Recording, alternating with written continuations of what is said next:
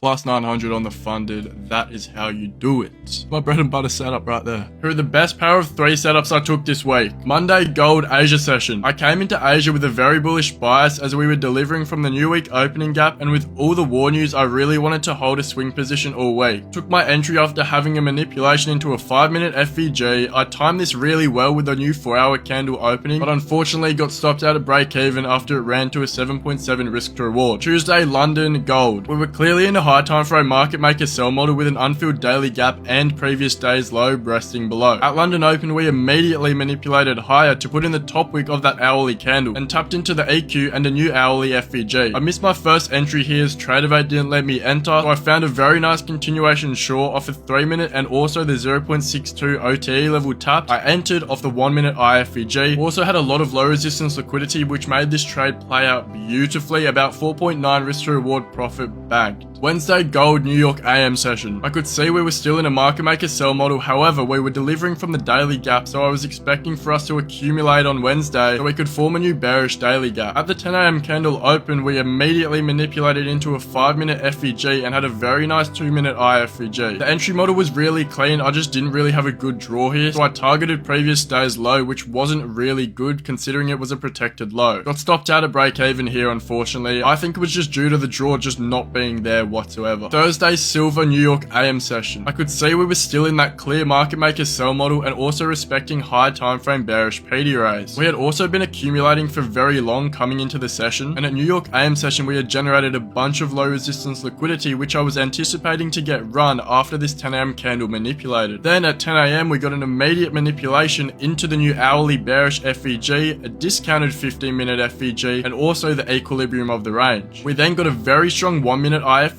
which closed through the volume imbalance as well. Very nice trade which got me a payout this week. And Friday, didn't really use the power of 3 for any entries. I took one trade on AS in the AM session, got stopped out at break even. I'll see you guys next week.